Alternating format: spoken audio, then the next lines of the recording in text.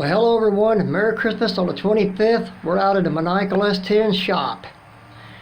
Okay, here is the 8.5 or 8.5 mechanical locker differential. I've already gutted it, and there goes part of an axle. I'm just putting it over here at the side. I have now made a jig or bracket for this differential, so I can work on it a lot easier. As you see, it's gutted.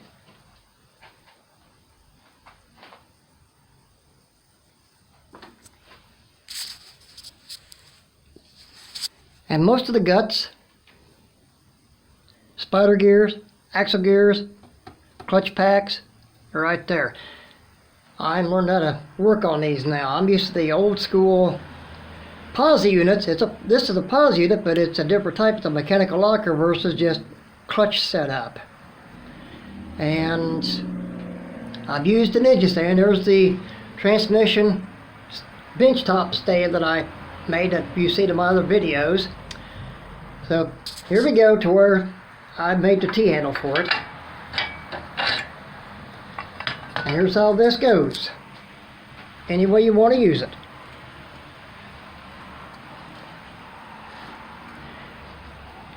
And as you can count on these holes, on the outer ones, 10 bolts. This is the bigger, or the biggest of the 8.5 differentials that GM made. It's equivalent to a 12 bolt for back in the day. It also shares the same pinion size as a 12 bolt, but the carrier or differential, 8.5 versus 8 3/4 for the 12 bolt, not a great deal of difference. There's right at a 1/4 inch difference in the ring gear width, which they measure from ring gear tooth, OD to tooth, and that's how they get the ring gear size for the 8.5, 8.2, and 7.5. The 7.5s can handle up to approximately 400 horse. I wouldn't try it. 3.5 at tops. The 8.2 right at 400, 4.25. The 8.5 stock or factory setup can handle right at 4.5. And if you put better aftermarket parts and differential in it and the gears, this thing can handle upwards to 1,000 horsepower. Gotta change the diff, the gears, the whole 10 yards of the differential, plus axles, the bearings and all, to get it to handle that kind of horsepower. 12 bolts are expensive to get these days. They're more expensive to build, but they are durable. And the other video I've done with the diff cover, it also helps stabilizes the differential caps on the bearings, keep them wanting to walk and distort. Now I'm going to show you how this measures. This is not a 12 bolt. I don't have any 12 bolt parts. We're right at OD, side to side on the ring gear teeth. If I can get this to focus. 8.5. If it was a 12 bolt, it would read right at 8 3/4.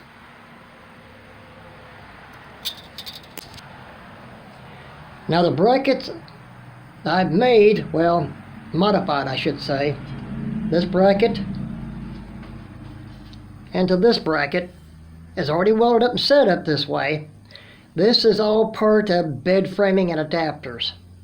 And it's all carbon steel, mild to hard steel. And what I've done, as you can see, I drilled through the T-box of it and use the same engine finger bolts that you would use to bolt the block or the engine to the stand. But not this stand, but the floor stand. And for example, here's one of the bars that would fit to that bolt.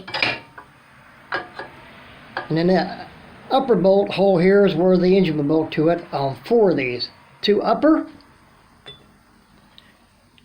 and 2 lower. depending on what motor you're working on. But not on this bench top stand. No, dangerous. And here is a bracket. I haven't modified any. What it looks like before I was doing the work to it. I took the side piece out of it so that the differential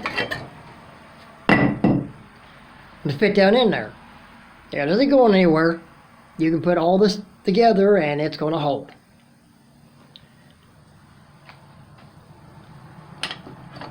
And here's one of the bracket bolts for the stand to the engine.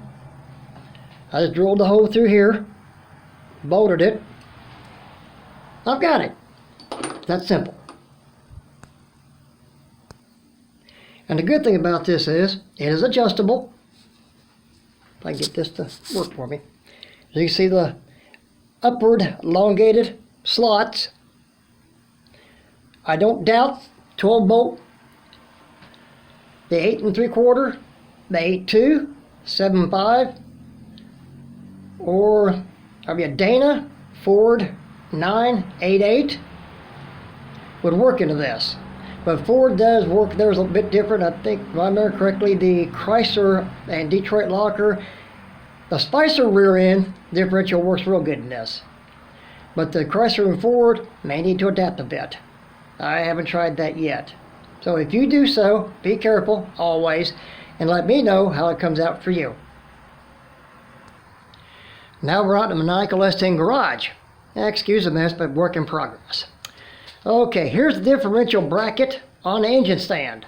I haven't tried this out yet, but today I hope to, and do another video to show you that this all works. I don't have a differential to use, or the whole rear end. I don't have one to use. But I'm going to put a transmission in this, equivalent weight to it, and we're going to see how this holds up. I will do the video on that when I get this set up.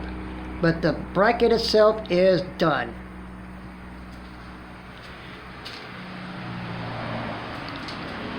All is welded and a bolt. All is welded and a bolt. And this can turn. The adjustment part,